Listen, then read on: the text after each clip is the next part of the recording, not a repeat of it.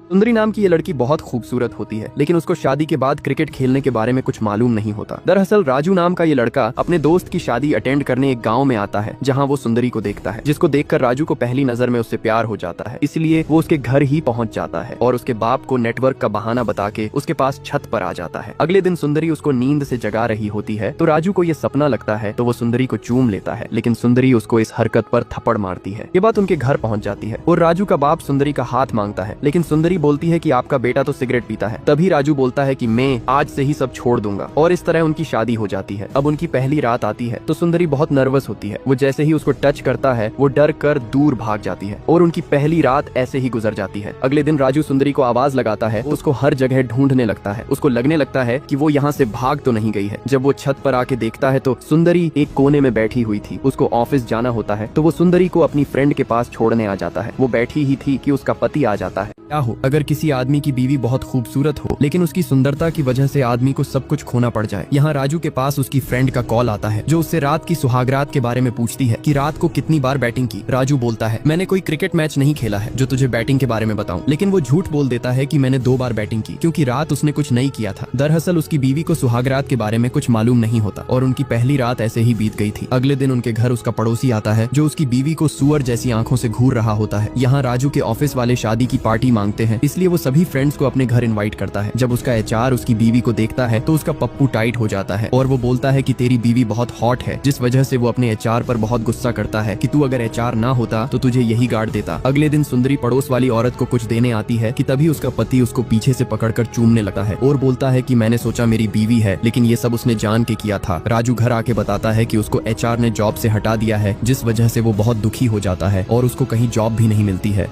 यहाँ राजू की बीवी घर की सफाई कर रही होती है कि तभी उसका पड़ोसी वहाँ आ जाता है और उसको काम करते हुए देखकर उसके साथ पलंग तोड़ने का विचार बनाने लगता है। लेकिन जब वो उसको देख लेती है तो वो बाथरूम में वर्कआउट करने का बहाना बना के चला जाता है। जब राजू घर आता है तो बहुत गुस्से में होता है, क्योंकि उसके एचआर ने उसको नौकरी से हटा दिया था, क्योंकि कल रात उसके एचआर ने उसकी बीवी को देखकर हॉट बोल दिया था, जिस वजह से राजू ने उस पर गुस्सा किया था। अब राजू नई जॉब ढूंढ रहा होता है, लेकिन उसको कोई जॉब नहीं मिलती। वो अब दारू पीने लगता है और सुंदरी के पूछे जाने पर वो बोलता है कि अगर मुझे जॉब नहीं मिली तो मैं पागल हो जाऊंगा। एक दिन वो सभी कंपनियों से धक्के खाकर एक रेस्टोरेंट में बैठा होता है कि तभी वो सुनता है कि एक पंडित उसके बेटे के लिए रिश्ता बता रहा होता है। लेकिन उसका बाप पहले कुंडली मिलाने की बात बोलता है कि बिना कुंडली मिलाए शादी की तो मेरे लड़के की नौकरी चली जाएगी। ये सुनने के बाद राजू का दिमाग घूम जाता है कि उसने सुंदरी से बिना कुंडली मिलाए शादी की है और उसी की वजह से उसकी नौकरी गई है। इसलिए जब सुंदरी उसके पास आती है तो वो उसको एक थप्पड़ मारता है कि गाँव में तेरी खूबसूरती देखकर मैं पागल हो गया था, जो तेरी कुंडली भी नहीं मिलाई। राजू का ये रूप देखकर सुंदरी शॉक हो जाती है। राजू विश्वास नहीं होता है कि जो आदमी कल तक मुझसे इतना प्यार कर रहा था वो आज इतना कैसे बदल गया। सुंदरी अब ये बात अपने पिता को बताती है, इसलिए उसका पिता उसको अपनी कुंडली किसी पंडित को दिखाने को बोलता है। इसलिए सुंदरी अपनी कुंडली उठाती है और किसी ज्योतिषी को ढूंढने के लिए निकल पड़ती है, जिससे उसका पति पहले की तरह उससे प्यार करने लगे। इसलिए सुंदरी एक ज्योतिषी के यहाँ पहुँच जाती है और जब उस पंडित से मिलती है तो अपनी सारी प्रॉब्लम उसको बताती है। इसलिए पंडित उसकी कुंडली देखता है और बोलता है, तूने पिछले जन्म में बहुत पाप किए हैं, इसलिए तेरी कुंडली में मंगल दोष आया है और इसी की वजह से तेरे पति को सजा मिल रही है और उसकी नौकरी भी चली गई। इसलिए सुंदरी उससे उपाय पूछती है कि मैं उनके लिए कुछ भी करूंगी। तो पंडित बोलता है कि तुझे एक रात के लिए किसी गैर मर्द के साथ पलंग तोड़ना होगा। ये सुनने के बाद उसके पैरों तले जमीन खिसक जाती है और उसको कुछ समझ नहीं आता कि मुझको क्या करना चाहिए, क्योंकि सुंदरी किसी गैर मर्द के बारे में सोच भी नहीं सकती। सुंदरी अब क्या करेगी। यहाँ सुंदरी पंडित की कही बात को सोचकर बहुत दुखी होती है, क्योंकि वो अपने पति के अलावा किसी और को सोच भी नहीं सकती। लेकिन अपने पति की ऐसी हालत भी वो देख नहीं पा रही थी। यहाँ राजू कुछ आदमियों को अपने घर बुलाता है जो उसका फर्नीचर खरीदने आए थे, क्योंकि उसको पैसों की कमी होती जा रही थी और कोई नौकरी भी नहीं मिल रही थी। और सुंदरी के पूछे जाने पर उल्टा उस पर गुस्सा करता है कि तू भी मेरे किसी काम नहीं आई है। इसलिए सुंदरी अपने पिता से कुछ पैसे मांगती है, लेकिन उसके पिता के पास कोई पैसे नहीं होते। यहाँ सुंदरी पंडित की बात इमेजिन करती है, इसलिए अपने आप को बदलने के लिए छोटी ड्रेस पहनकर बाहर निकलती है, लेकिन वो अपने आप को बदल नहीं पाती है और वापस घर आ जाती है और बहुत रोती है। एक दिन राजू अपने बॉस को अपने घर बुलाता है और उससे रिक्वेस्ट करता है कि मुझको दोबारा से जॉब पर रख लिया जाए। यहाँ सुंदरी को मार्केट जाना होता है कि तभी उसका पड़ोसी मिल जाता है और सुंदरी उसके साथ मार्केट आ जाती है। सुंदरी वहाँ से सामान खरीद कर उसके साथ वापस आ जाती है। रितेश बोलता है, अब मुझको जाना होगा क्योंकि सामने वाली आंटी के साथ आज मुझको क्रिकेट खेलना है। इसलिए सुंदरी भी पंडित वाली बात रितेश के साथ पूरी करने को सोचती है और उसको सामान उठाने के बहाने अपने घर तक आने को बोलती है। अब सुंदरी रितेश को अपने घर ले आती है, क्योंकि उसको पंडित की कही बात पूरी करनी थी, जिससे उसके पति का कारोबार दोबारा अच्छा हो सके। और रितेश की तो मानो लॉटरी ही लग जाती है, क्योंकि जो औरत उसको देखना भी पसंद नहीं करती थी वो आज उससे दोस्ती करना चाह रही थी। रितेश उसका मोबाइल नंबर मांगता है, लेकिन उसके पास मोबाइल ही नहीं होता।